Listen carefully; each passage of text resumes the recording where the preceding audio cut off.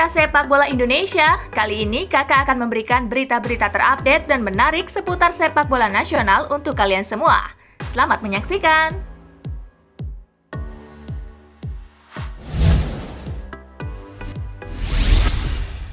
Kondisi pelatih Persib kian baik usai serangan jantung. Pelatih Persib Bandung Robert Rene Alberts membaik usai mengalami serangan jantung. Pemasangan balon dan ring jantung beberapa waktu lalu sudah berjalan sukses. Robert menyatakan dari pemeriksaan dokter, proses pemulihannya berjalan lebih baik dari perkiraan. Pria berkebangsaan Belanda itu pun telah melakukan kontrol kedua kalinya di rumah sakit. Tentu saya sangat senang mendapatkan kabar tersebut, ujar Robert seperti dilansir dari laman resmi klub Senin 3 Agustus 2020.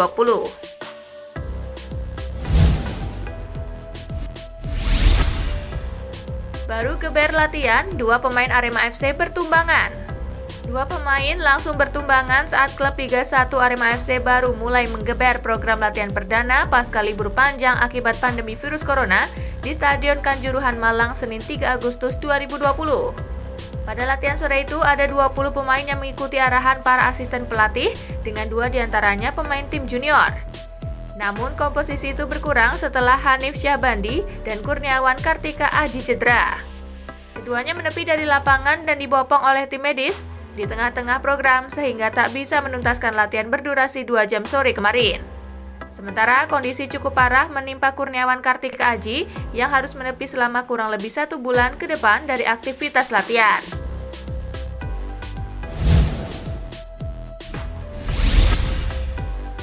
Rahmat Darmawan ungkap 2 faktor pemain muda Indonesia meredup di level senior. Mantan pelatih Timnas Indonesia Rahmat Darmawan mengungkapkan faktor yang membuat pemain muda meredup saat memasuki level senior.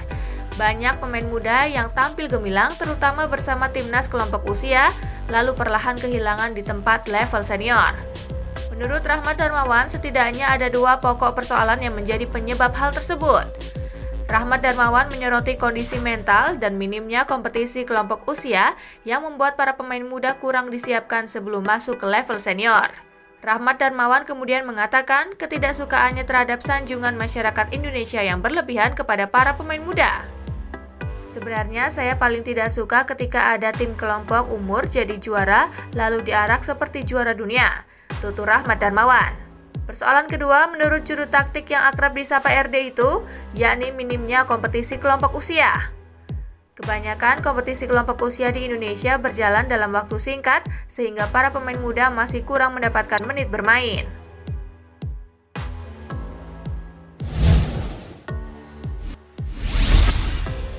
Melanggar statuta, penyakit kronis PSSI. PSSI melanggar statuta soal Yunus Nusi sebagai pelaksana tugas sekjen.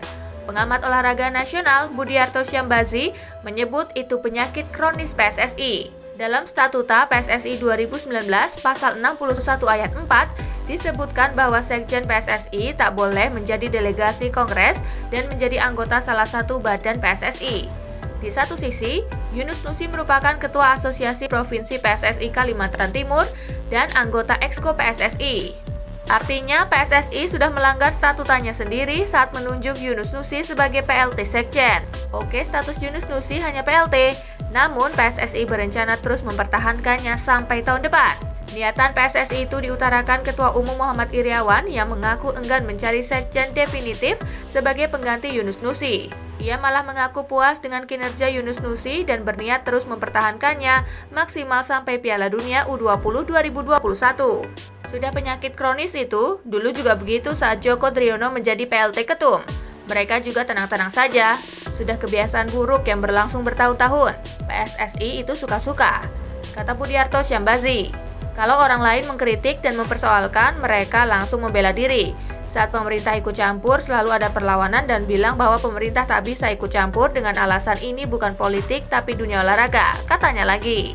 Akibat kisah kelam itu, PSSI pun mulai tidak dipercaya oleh publik dan pemerintah. Hal itu ia lihat dalam persiapan penyelenggaraan Piala Dunia U20 2021.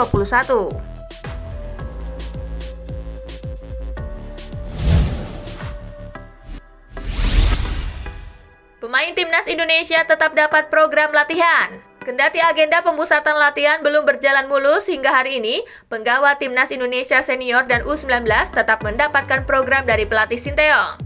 Menurut Iriawan, meski belum menjalani latihan di lapangan, pemain timnas senior dan U19 tetap mendapatkan program dari Taeyong. Program latihan ini dilakukan para pemain di tempat penginapan. Iriawan menambahkan kondisi ini merupakan bagian dari adaptasi terhadap tatanan kehidupan baru, mengingat TC digelar di tengah pandemi virus corona. Apalagi jumlah kasus di Indonesia terus mengalami peningkatan.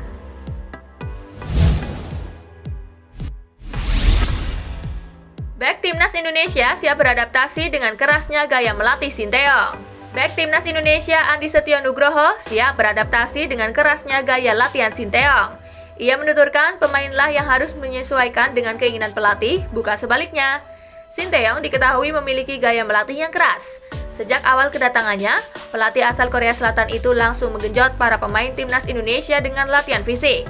Ia bahkan pernah mengeluhkan kondisi fisik Evan Dimas dan kawan-kawan. Padahal dalam sepak bola, faktor kekuatan fisik menjadi sangat vital.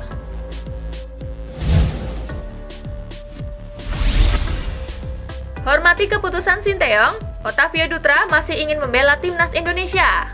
Usia Otavio Dutra akan menginjak 37 tahun pada 22 November 2020. Namun bek Persija Jakarta ini masih ingin memperkuat Timnas Indonesia di penghujung karirnya. Dutra merespon keputusan Sinteyong yang tidak memanggilnya ke pemusatan latihan Timnas Indonesia. Pemain naturalisasi asal Brazil ini mengaku menghormati kebijakan tersebut. Sekali lagi ini keputusan dari pelatih, saya tidak terlalu mempermasalahkannya. Ujar Dutra dilansir dari laman Persija. Akan tetapi saya selalu siap untuk membantu Timnas Indonesia jika nantinya pelatih membutuhkan saya atau nantinya jika saya dipanggil oleh Timnas Indonesia. Jelasnya, masa masih ditangani Simon McManamy, ex-pemain Persebaya Surabaya ini 2 kali bermain kontra Vietnam dan juga Malaysia. Mantan pelatih fisik Timnas Indonesia, Satya Bagja, tutup usia. Sepak bola Indonesia mendapatkan kabar duka. Pelatih sepak bola nasional Indonesia, Satya Bagja, tutup usia pada Senin 3 Agustus 2020 malam waktu Indonesia bagian Barat. Pelatih yang memiliki nama lengkap Satya Bagja Ijatna tutup usia di Rumah Sakit Hermina Grand Wisata Tambun, Jawa Barat. Menurut kabar dari koleganya, Ronald Toloh, Satya Bagja memang memiliki riwayat penyakit asma. Selain menangani Timnas Wanita Indonesia, Satya Bagja juga dikenal sebagai pelatih fisik Timnas Indonesia U23 pada SEA Games 2011 dan 2013.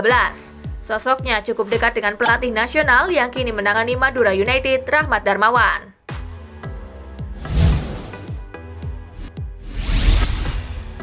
Tidak setuju dengan kebijakan PSSI, Mario Gomez mundur dari Arema FC. Pelatih kepala Arema FC Mario Gomez mengambil keputusan mengejutkan. Pelatih asal Argentina itu memilih pamit dan meninggalkan kursi pelatih kepala Singoedan.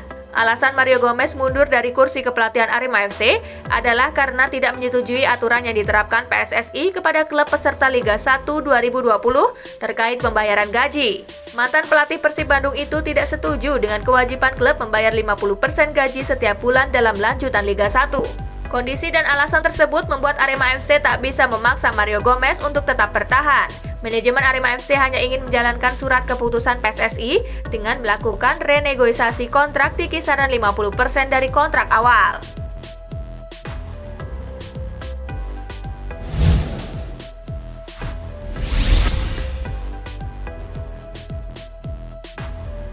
Nah itulah tadi gengs, berita-berita menarik dan terupdate seputar sepak bola nasional. Simak terus ya berita-berita menarik lainnya dari Spasi Football Indonesia. Sampai jumpa di pembahasan selanjutnya.